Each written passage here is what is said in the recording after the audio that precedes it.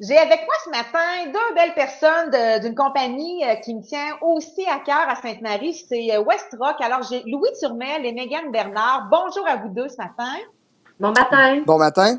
Alors, Louis Turmel qui est directeur de l'usine là-bas, puis également Mégane Bernard qui est directrice générale des ressources humaines. Alors, première des choses, Louis, j'aimerais que tu me présentes Westrock. Qu'est-ce que c'est exactement? Westrock, on est une entreprise manufacturière qui est spécialisée dans la fabrication de boîtes pliantes. Peut-être pour être plus précis, le secteur alimentaire surtout, pas exclusivement, mais surtout. Donc, les boîtes de nos petits gâteaux vachons, c'est nous qui les fabriquons. Oui. Biscuits Leclerc, les pâtes Catelli, produits surgelés, par exemple, Dr. Oetker, Eyeliner. C'est le genre de produit qu'on fait ici. Puis, Westrock, des fois, les gens nous demandent c'est où Westrock à Sainte-Marie, qu'est-ce que ça fait? Peut-être pour les plus anciens ou les plus nostalgiques, là, Westrock, c'est anciennement Cartem. C'est quand même une usine qui existe depuis 1978, basée à Sainte-Marie dans le parc industriel. Oui. Combien d'employés, à peu près? On est 220, 225 Oui, employés. exact. C'est un des bons employeurs que nous avons à Sainte-Marie. Puis j'étais vraiment fière de vous recevoir ce matin. Alors moi là, ce que je veux vous demander, c'est lorsque toutes les mesures ont été annoncées le 13 mars, puis qu'il a fallu qu'on se revire de bord, est-ce que Westrock a dû fermer ou vous avez continué à offrir vos services? En fait, dès le début de la crise, comme on fournit les épiceries, puis c'est pas mal une des seules dépenses qu'on peut faire actuellement, ça puis la sac. Donc, non, on a toujours resté ouvert, puis même ouvert plus que jamais, là, si je peux me Plus permettre. que jamais. Fait que ça, moi, c'est une bonne nouvelle. Fait que qu'est-ce que vous avez mis en place comme mesure particulière, comme mesure spéciale au tout début, là?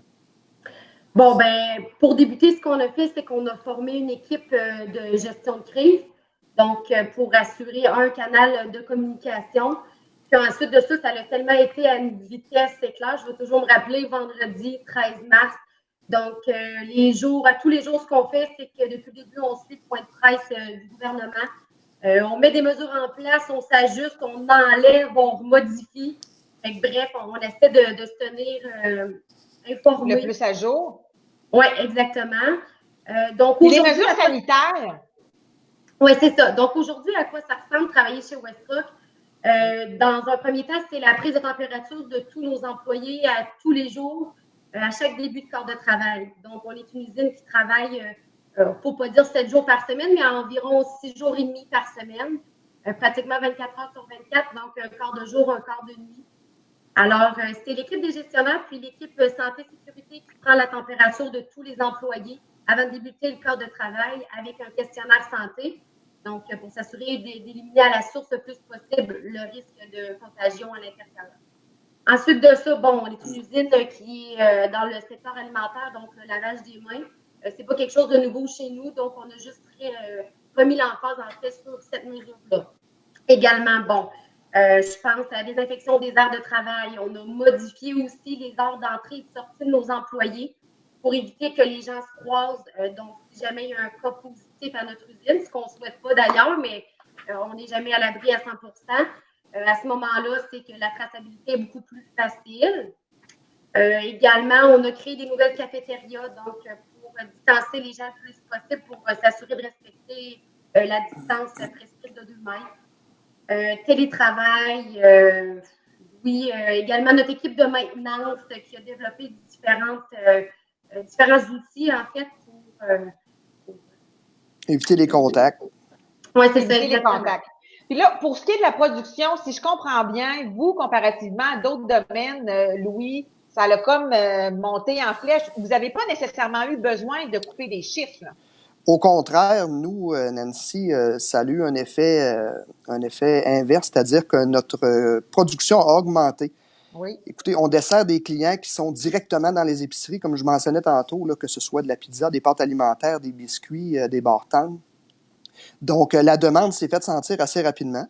Donc, notre production a augmenté, je dirais pas du double, là, mais notre production a augmenté énormément là, au cours des dernières semaines. Vous aviez une certaine longueur d'avance peut-être sur d'autres entreprises parce que ça faisait déjà plusieurs mois, sinon un an ou deux, que vous aviez mis en place, Mégane, j'appelle ça un système social de POCA. Tu veux-tu m'en parler? Parce que pour ce qui est des communications, là, ça vous a quand même passablement aidé, là. Tout à fait. Donc, dans un contexte de crise comme celui qu'on est présentement, je pense qu'il y a une chose à retenir, c'est le plus de communication le plus souvent possible. Oui. Donc, nous, à tous les jours à 15 heures, on s'assure de faire une communication à tous nos employés. C'est même rendu le running gag, là, on m'appelle Françoise Legault. Donc, les communications sont faites via différents moyens, dont le système POCA. POCA, c'est un espèce de Facebook industriel.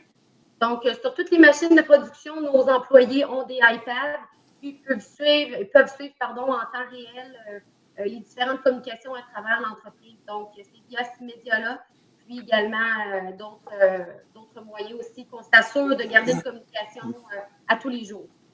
Et là, vous avez quand même, bon, tantôt on parlait, on peut-tu dire effet positif, il y a quand même des mesures que vous avez mis en place, il y a des choses, vous avez amené vos employés finalement à apporter des solutions, à être plus créatifs, l'ingénierie, voulez-vous m'en parler un peu? Ben oui, Mégane mentionnait tantôt qu'il a fallu mettre des mesures en place. C'est sûr qu'il y a des choses qui ont été, juste au départ, la mise en quarantaine préventive. On a des gens qui revenaient de voyage, par exemple. Donc, la mise en quarantaine préventive, ça nous prive de main-d'œuvre, donc il faut se réinventer. La formation, c'est un de nos gros défis présentement. Puis on a commencé cette semaine, là, on a dit aux employés, on ne peut pas s'empêcher de former pendant encore 6 mois. On ne sait pas comment de temps la distanciation sociale va demeurer. Donc, on a exigé, par exemple, le port de visière, mais on revoit nos façons de former. Il faut revoir nos façons d'y arriver. Avec POCA, bien évidemment, on a des guides sur POCA, nous, des guides de formation, que ce soit pour les montages de nos équipements ou même des guides en général. Probablement qu'on va travailler à essayer d'améliorer ça un peu plus. Une formation plus autodidacte d'un premier temps, puis après ça, formation sur la machine. Évidemment, sur la machine, bon, ben là, le port des équipements va être obligatoire, par exemple, au niveau de la visière. Ça a été des choses là, que ça a été des contraintes. Aussi, Louis, de donner de la formation en usine avec le bruit à 2 mètres de distance. C'est pas parfait, c'est pas parfait, Nancy. On a des bouchons, nous, juste les bouchons, le bruit des machines, c'est pas parfait. Donc, la formation, c'est un gros défi. Oui. On est en train de se réinventer, mais de vous dire que c'était comme avant la crise, je peux pas vous le dire. Non, c'est là, on parle de port de visière, port de masque. Oui. Le port de masque, il n'est pas obligatoire. Je me vois mal formé avec un masque. C'est pourquoi on a opté pour la visière. Puis sûrement qu'il va... Aussi, Louis, là, avec notre système informatique, notre équipe, en fait, de l'informatique, on est en train de tester différents des espèces de walkie-talkie ou des microphones que le formateur pourrait avoir avec la personne formée, donc pour permettre la continuité de nos opérations et de la formation. C'est ça, un petit casque d'écoute. Il faut être à côté de la machine. Oui, exactement, oui. Mais comme Mégane mentionne, un casque d'écoute, on a ça souvent, des fois, quand on fait des visites industrielles, c'est un petit boîtier sur la ceinture avec un micro, puis le formé, lui, a des écouteurs. Oui. Donc, c'est quelque chose qui, dans les prochaines semaines, on va tester aussi. Là. Et là, Mégane, vous m'avez, tout à l'heure, quand on a organisé tout ça, la rencontre, vous me parliez de certains avantages ou des... Qu'est-ce que vous avez offert à vos employés des dernières semaines pour les aider un peu à mieux s'adapter ou les remercier? Tout à fait. Donc, au niveau corporatif Westrock, qu'est-ce qui a été donné à tous les employés et leurs familles, c'est important de le mentionner, c'est un service de télémédecine gratuit. Donc, qu'est-ce que c'est ça? C'est que via leur numéro d'employé puis un site web, donc les employés entrent leur code, ont accès à une consultation virtuelle gratuite, un maximum en fait de 2 visites. Donc, ça permet de consulter un médecin pour un problème XYZ. Donc, par exemple, je me lève un matin, mon petit garçon a une otite, au lieu d'aller dans un hôpital et de risquer différentes contaminations, mais j'ai accès, dans le fond, directement à un médecin. Bravo. Ça, c'est une première chose. Puis, une autre chose également, c'est qu'il y a un bonus de reconnaissance qui a été donné à tous nos employés pour reconnaître leur engagement et leurs efforts collectifs là, dans ce contexte particulier. C'est de valeur ton son, Mégane. On t'entend, là. Tantôt, on faisait des tests, hein, tout était beau. Puis là, des fois, on t'entend moins bien, mais en tout cas, bref, on fait notre possible, là. Mais on t'entend quand même, là. On est conscient là, que le son est pas parfait, mais que voulez-vous? Hey, là, je sais que pour vous, pour Westrock, puis même pour vous personnellement, l'achat local, c'est quelque chose qui vous tient à cœur. Qu'est-ce que ça signifie pour vous, l'achat local? L'achat local, c'est vraiment d'encourager nos compagnies locales, les commerces surtout. Avec la crise, on ne sait pas ce qui va se passer. C'est dur pour l'économie, c'est dur pour l'économie locale également. Donc, ça aussi, tantôt, on parlait de réinventer. Je pense que nos commerçants devront réinventer un peu leur façon de faire, en tout cas à court terme, à moyen terme, on verra. Donc, je pense que c'est très, très important d'encourager nos commerçants. Il y en a qui ont déjà commencé, par exemple, je pense à la restauration, à offrir des services de take-out, même s'ils ne le faisaient pas avant. Là. Je pense que c'est une façon de. Mais moi, j'encourage les gens, vraiment, là, si on veut conserver nos belles entreprises, nos beaux commerces, il faut encourager le local. Toi, Mégane, as-tu quelque chose que tu voulais dire en lien avec ça? Louis a vraiment bien fait ça. Ah, OK, c'est bon. Et là, mon autre question également, pourquoi Westrock? Qu'est-ce qui fait que vous êtes membre de votre Chambre de commerce et d'industrie de Nouvelle-Beauce? C'est quoi les avantages que vous y voyez? Écoute, Nancy, nous, on n'est pas, je le dis, c'est ce que je te mentionnais plus tôt aujourd'hui, on n'est pas acheteur. On n'est pas vendeur, plutôt, on est acheteur. Nous, on ne vend pas à des consommateurs, on ne vend pas à des particuliers. Donc, nous, faire partie de la Chambre, on va aller chercher une visibilité.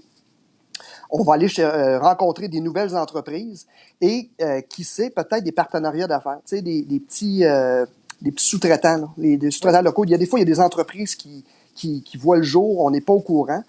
La Chambre de commerce, ça nous permet de connaître ces jeunes entreprises-là, que ce soit, par exemple, des compagnies de maintenance, de soudeurs, des machine shops. Donc, on est beaucoup plus acheteur que vendeur. Et puis, ça nous permet évidemment d'en connaître plus là, sur les entreprises de la région. Puis peut-être même d'aller recruter des nouvelles ressources pour Westrock. Oui, c'est vrai, parce que Mégane, tu as participé à quelques vidéos avec moi pour faire la promotion justement de vos services et de vos besoins en ressources humaines. Donc, écoutez, oui, puis là, en terminant, c'était bien important pour vous, vous m'en aviez parlé tout à l'heure, vous avez des remerciements spéciaux à faire. En effet, donc, je voudrais prendre peut-être 2 petites minutes pour remercier l'ensemble de notre personnel. On est conscient que dans les dernières semaines, pour ne pas dire les derniers mois, on a bousculé un peu le quotidien puis les habitudes de tout le monde à différents niveaux. On tenait à vous remercier sincèrement de votre engagement puis de votre collaboration à travers tout ce qui est mis en place, tout ce qui est enlevé, tout ce qui est ajouté, tout ce qui est modifié. Bref, je pense que nos efforts collectifs apportent certainement un succès collectif. Merci. Merci beaucoup. D'autres choses à rajouter ou si on a fait le tour de tous les points à partager? Je pense qu'on a été pas pire. Hein? Oui.